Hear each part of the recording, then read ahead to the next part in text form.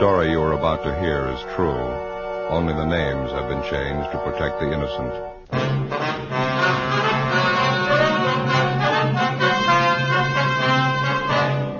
You're a detective sergeant. You're assigned a robbery detail. A man is pulled from his car on a deserted street. He's robbed, beaten viciously. His car is stolen. The criminal makes good his escape. Your job, find him.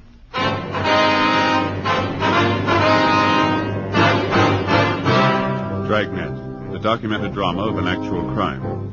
For the next 30 minutes, in cooperation with the Los Angeles Police Department, you will travel step by step on the side of the law through an actual case transcribed from official police files. From beginning to end, from crime to punishment, Dragnet is the story of your police force in action. It was Monday, July 9th. It was warm in Los Angeles. We were working the day watch out of robbery detail. My partner's Ben Romero. The boss is Thad Brown, chief of detectives. My name's Friday. It was 9:55 a.m. when we got to the Stacy Hollywood department store. Personnel department.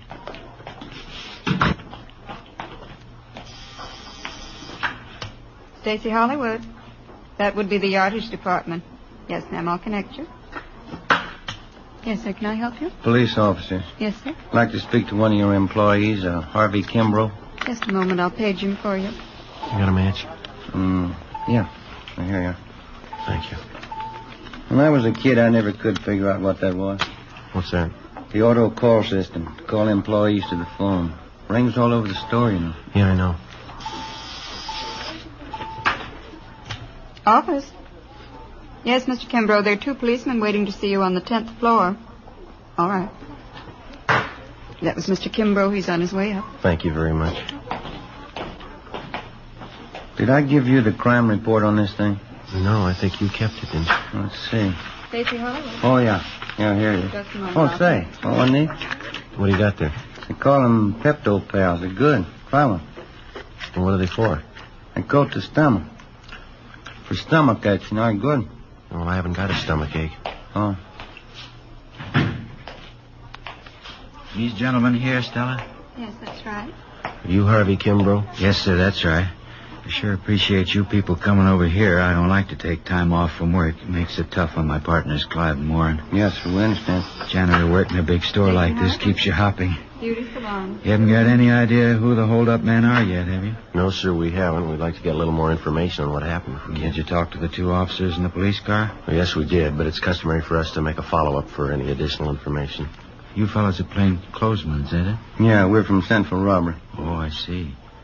Well, I never knew I'd get this much service. Yes, sir. Wonder if we might step outside the office here. I don't imagine you want to discuss your personal business here in the office. That's very considerate of you. Thank you. Fine. Go ahead.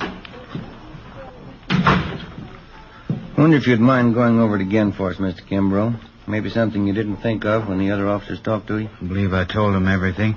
I was on my way into work this morning about 5 a.m. You live out in Alhambra? Yes, sir, that's right. I take the freeway in. It was on Commercial Street that you were held up? That's right, Commercial, right near Alameda, almost to the corner. Where they're tearing those buildings down. Man flagged me down. Looked like his car was stalled. Yes, sir. Always make it a habit to stop when I see somebody in trouble. I know how it is that time in the morning. No gas stations open. Figured maybe the fellow needed a shove or something. So you stopped to give him a hand, is that right? That's what I had in mind. I'd no more stop the car. And he came over, he pointed a gun at me and told me to get out. What'd you do? Well, I asked the fellow what did he want. I told him I didn't have any money. Told him I was on my way into work. What'd he say to that? Didn't say anything. He just opened the car door, grabbed me by the arm, and pulled me out. I wasn't prepared for it, and I kind of fell out onto the street. Yeah. I still didn't know what he was after. Thought at first he might have been crazy. He was going to kill me. Well, why'd you think he was going to kill you? Did he threaten you? Or? No, but the gun and all, and the way he pulled me out of the car, I just couldn't make it out. I see. Would you go on, please? Well, he took my wallet from me. All the money I had, $14. And then he said, don't bother to get up and stay right there for 5 minutes after I leave. And then he bent down and he hit me in the face. What'd he hit you with? With his fist. Hit me right here in the mouth. You can see the cut right inside my lip here. Yeah. See, it bled pretty heavy. Yeah, it's a nasty cut. Oh, it's better now. The men who came in the ambulance, they put something on it. It'll be all right. Well, did he knock you out when he hit you? No, I saw him get into my car, and then the car parked up ahead took off, and this man who held me up, he followed my car. Mm-hmm. Well, do you have anything more on the description of the hold-up man or his car? No, I think I told the other officers everything I could remember. Would you recognize the man if you saw him again, Mr. Kimbrough? Yes, sir, I think I would. Well, your car is a blue 1948 Dodge sedan, right rear fender damage. Is that correct? Yes, sir. Any other identifying marks at all? No, sir, that's about the size of it. And the other car looked to you like a late model Chevrolet, is that right? 49 or 50 anyway, two-tone green. Yes, sir, that's what we have. Did you see the license number on that? No, sir, I didn't. This witness who's listed here, Mr. Sidney Ferguson? That was the fellow that stopped and picked me up, brought me into work. Did you talk to him yet? He might be able to help. Well, we're going to see him as soon as we leave you. 800 block on Satakoy. Yes, sir, that's right. Sure hope you get that thief. My car, too. Awful hard to get around Los Angeles without a car. We'll do our best. I was just wondering, Mr. Kimbrough. Yes, sir, what's that? Well, you say that when the man hit you, he didn't knock you out. You weren't unconscious. No, sir, I was not. Well, did you try to locate a phone, call for help? I didn't have to. This Mr. Ferguson pulled up and stopped right away, and then the officers came. Besides, I figured I'd better do what I was told. How's that? I was afraid. I was going to wait 5 minutes. Ben and I left the department store, picked up our car in the parking lot next door, and drove out to the San Fernando Valley, the 800 block on Satakoy Avenue. Citizen's home was the one farmhouse. Round back! Through the gate there, down the driveway. This way, I guess, huh? Yeah.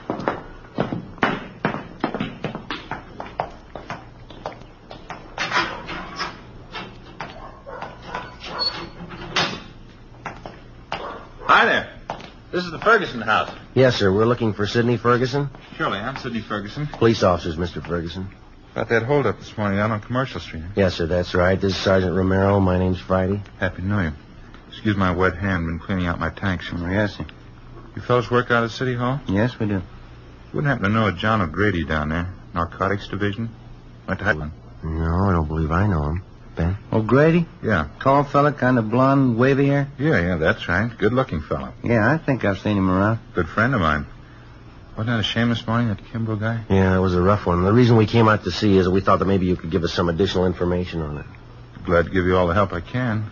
I'd like to see you get that holdup, man. Mind giving us a rundown on what happened this morning? Not at all. It's around 5 o'clock this morning. I'm not usually up that time in the morning, but I was on my way back from Monterey Park. Generally try to make it down there at least once or twice a month. Go down to see Jack Robinson, an Aquarius friend I have down there. We swap fish. Yes, sir. I was on my way back, coming down Commercial Street, when I saw this man sitting on the side of the curb. Looked like he was hurt to me. I see. Wouldn't have noticed it, probably. It was pretty dark, but those two cars pulled out, one right after the other. Seemed to be in a big hurry. You pulled up to give Kimbrough a hand? Yes, I did. Of course, when I got close enough, I could see the guy had been kicked in the teeth.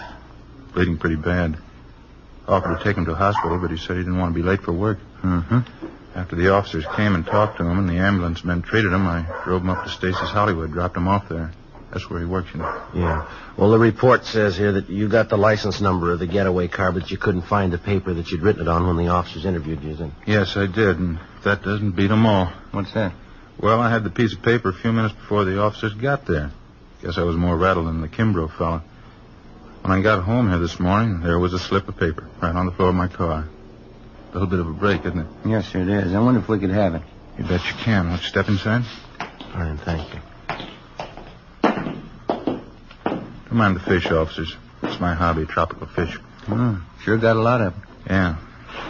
Let's see. Now, where did I put that piece of paper?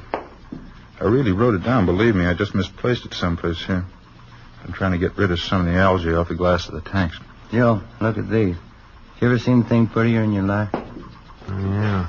Those are what they call clownfish, saltwater fish. Mm-hmm. Do you keep all tropical fish in salt water? Oh, no. Most of them are freshwater. That is, ones that breed good in captivity. Where do you get all these fish? You catch them? Oh, no. A place called Aquarium Stock Company out on Beverly. Uh-huh. Look there, Joe. Down the corner. See him over there? Yeah. That's a seahorse, Joe. Yeah, that's right. They're also kept in salt water. Sure is interesting, huh, Joe? Yeah. How'd you fellas really like to see something you haven't seen before? What's that? Look in this tank here. Hoplochromos multicolor. That's a scientific name, commonly known as the Egyptian mouth breeder. Is that a fact? It's a little female there. She's one of the most sacrificing mothers in aquarium history. One of the strangest, too. How's that? Well, she lays her eggs in a small depression in the sand down there at the bottom of the tank. How many eggs would that be? Usually 80 to 90. Now, here's the strange part. As the eggs are fertilized, she scoops them up in her mouth. She eats them? Oh, no. They remain in her mouth while they hatch. Well, how long does that take? Over 14 days. Well, how does she eat? That's just it. She doesn't. She doesn't touch food in any form for this 2-week period. Seems to just waste away. What happens then? Finally, the eggs hatch after 14 days, and the little fry comes swimming out of the mother's mouth. Yeah. And while the fry are growing up, first, you can hardly see them. They're so tiny. While they're growing up, if anything frightens them, quick as a flash, they're back in the mother's mouth. Well, that's certainly amazing. Joe? Yeah. Optochromis multicolor, commonly known as the Egyptian mouth breeder. That as big as they ever get? Yes, sir. 1 inch to 1.5 inches. It's hard to believe. The bedders are almost as strange. The male builds a bubble nest on the surface of the water. That's these in this tank. Oh, here's that paper. The one I wrote the license number on. Oh, that's fine. I wonder if I could see that, please. Here you are. Thank you. You pretty sure of this number, Mr. Ferguson? Yes, I am. I got a good look at it. Well, thank you much, sir. Yeah, thank you. Not at all. Wish you could come over and spend a little time. You seem kind of interested in tropical fish. Yeah, well, maybe I'll do that sometime. Bye. Bye. Sir. Thanks very much. That's a good break if this license number checks out, huh? Yeah. That Ferguson's a nice fella. Yeah. Say, Sergeant Romero. Yes, sir? You almost forgot. I meant to ask you. What's that? About 5 weeks from now. Yeah? How'd you like a nice pair of baby Egyptian mouth breeders?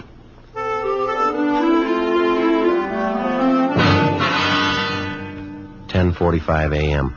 Ben and I got in the car and headed back toward town. I called communications and had them check the license number Ferguson gave us through DMV.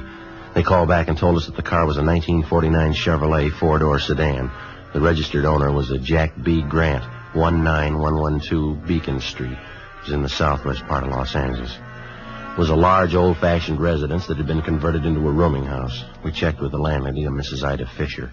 He's been with me here about 8 months. What time did you say Grant left this morning, Miss Fisher? Well, it was pretty early. Must have been around 4 a.m. when I heard him go out. He came back in again about 8 o'clock this morning. Parked his car, and then he drove off with some other man. Would you happen to know the other man?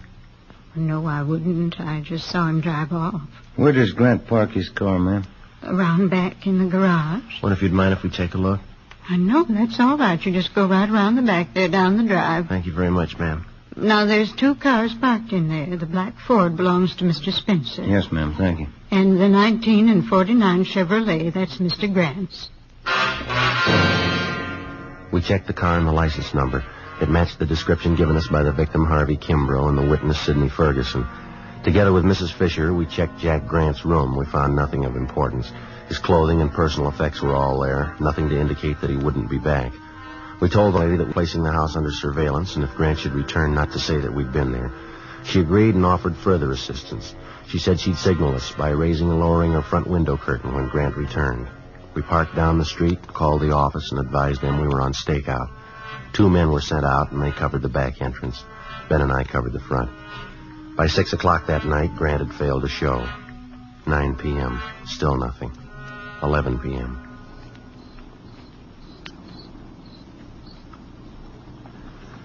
What time did they say that relief team was coming out? Around 11 sometime. Chandler and Ricketts, huh? Yeah, I guess so. Oh, I sure am stiff. Feels like needles all over my body. Been about 12 hours, hasn't it? Yeah. Just like driving up to San Francisco. Wife always makes me drive all the way. When I climb out of that car, I'm as stiff as a board. Car pulling up down the street there. Yeah.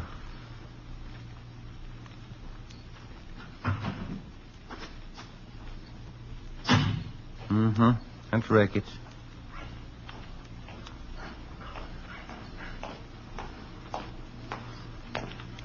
Hi, Jack. Friday? Who's that you got with you? Same guy that bought you your lunch yesterday. Stop bragging. That's the house right up there. Yeah, that's right, the green and white one there. No sign of them at all, huh? No, nothing. Well, you guys want to take off? Yeah, I guess you can make out Ricketts. You got Chandler with you. I feel sorry for you, Friday, drawing this guy for a partner. Well, after 7 years, he kind of grows on you. I'd like to check out the landlady before we take off. Her name's Ida Fisher, Jack. Right, Joe. Let's go, Jim. Yeah. See you later, Jack. Say hello to Chandler. Right, Ben. That Ricketts. Sure is a rib staker. Yeah. Front room lights are still on. Guess she's sweating it out with it. Uh-huh. Yes? Who's it? Police officers, Miss Fisher. Who? Sergeant Friday. Oh, yes. Sorry to bother you again, ma'am. Oh, that's all right. I just couldn't see who it was, and the porch lights burned out. Yes, ma'am. Mr. Grant? I want to light up his room. I don't see why he hasn't come in. Look out, Mom! Mr. Grant, moving! Mr. Grant! Ricketts, it's Grant! Out back! All right? Done. He made me hide him. Lady, will you call an ambulance? Hurry. Joe. He's not dead, is he? Lady, get the ambulance, please.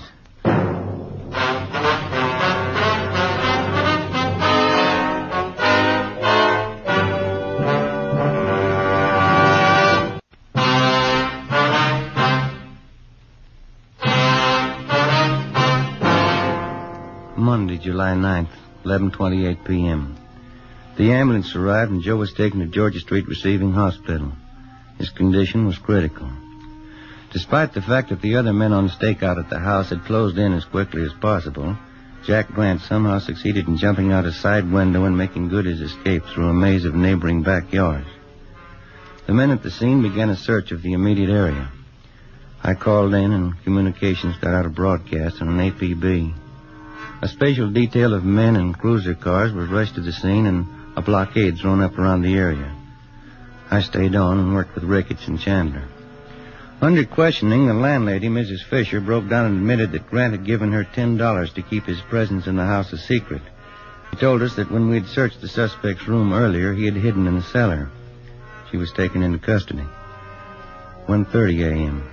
I got a relief and I went downtown to the Georgia Street Receiving Hospital. P&F ward. We removed one slug from the upper thoracic region, another one from his right shoulder. Looked like they could have been .38 caliber. They've been marked for evidence. How's he doing? As well as can be expected. What does that mean? It's hard to tell. Depends on how it goes the next 4 hours.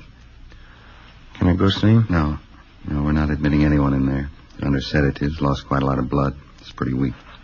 You need anybody for transfusions? No, it's all taken care of. His relatives been notified? Yes, sir. Just his mother. She's visiting relatives up in Renton, Washington. I sent them a wire. They'll break the news to her. Yeah, that's about all we can do for now. Oh, I wonder if I couldn't sneak in and leave this carton of cigarettes for him. I'm afraid it's going to be some time before Sergeant Friday can use them. Just leave them. I'll have the nurse take care of it. All right, Doctor. Thank you. Is there anything I can get for him? Anything he needs? No. We're doing everything we can for him. You don't think I could just look in for a minute? No, I'm sorry. Must be something I can do. You got a good prayer handy?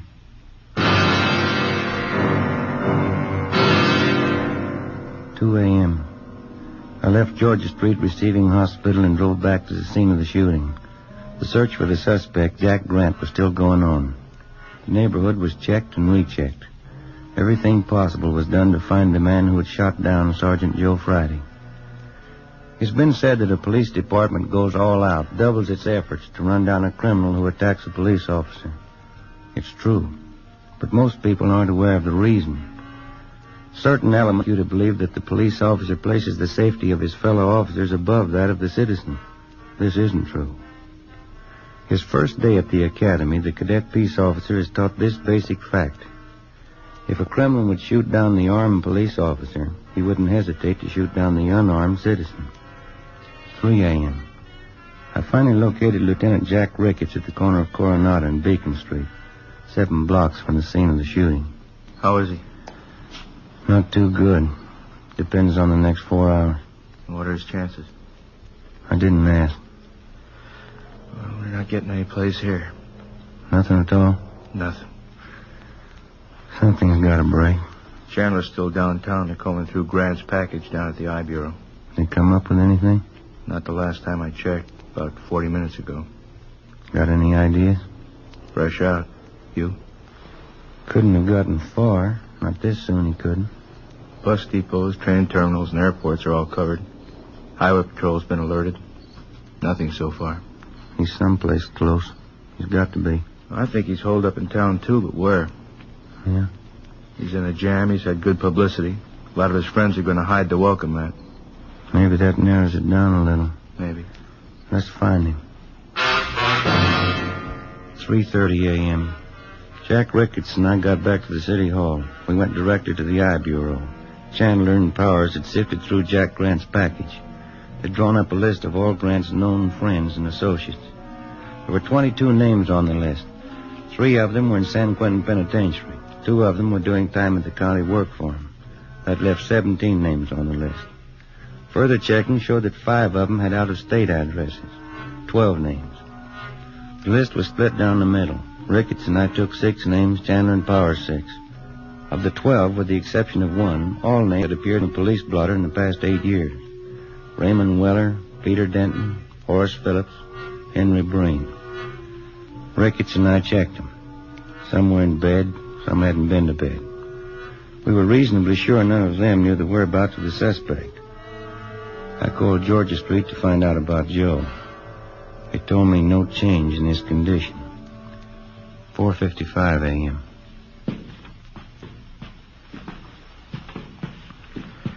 After this one, we get a quick bite to eat, huh? You don't look so good. I'm not hungry. What's this one's name? Anthony Baxter, room 23. This is it.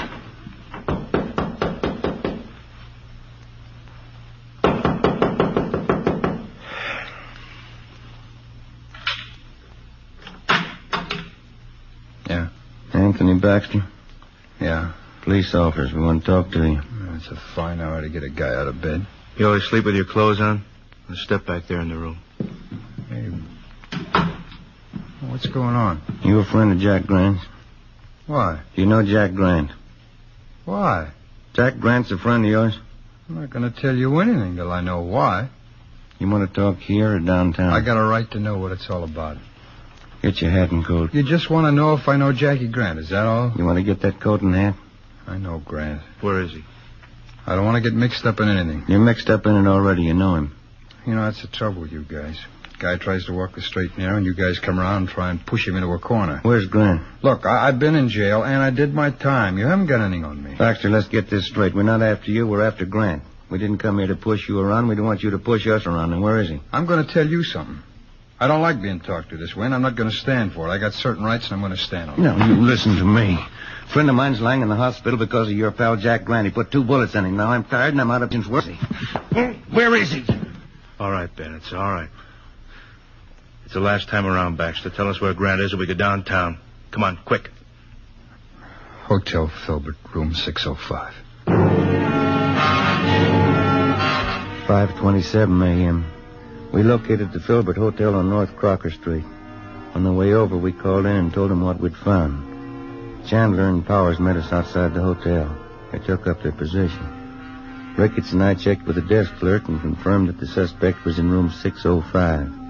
He was registered under an alias. We took the elevator to the 6th floor. Room 605 is directly across from the elevator.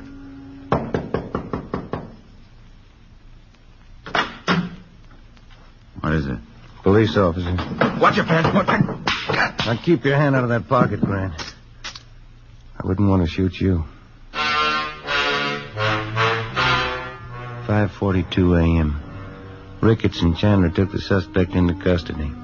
It was 6:03 a.m. when I got to Georgia Street Receiving Hospital, P&F ward. Sergeant? How is he? You can go in. Don't stay too long. Thanks.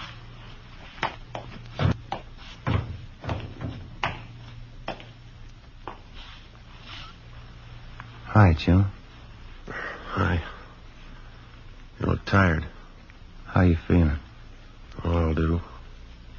How'd it go? We got Grant. You look tired. You been working straight through on it? Yeah. Anything I can get you? No. Guess I better hurry up and get out of here, huh? Why? Well, we still got that stolen car to find.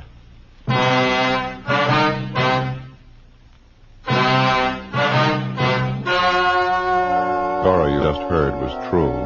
Only the names were changed to protect the innocent. On November 7th, trial was held in Superior Court, Department 89, City and County of Los Angeles, State of California. In a moment, the results of that trial.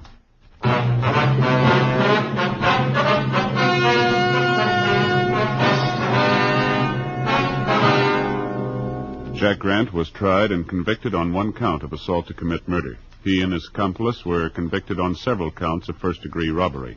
Assault to commit murder is punishable by imprisonment from 1 to 14 years. First-degree robbery by imprisonment from 5 years to life.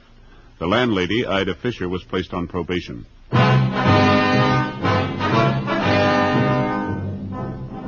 You have just heard Dragnet, a series of authentic cases from official files. Technical advice comes from the Office of Chief of Police W.H. Parker, Los Angeles Police Department.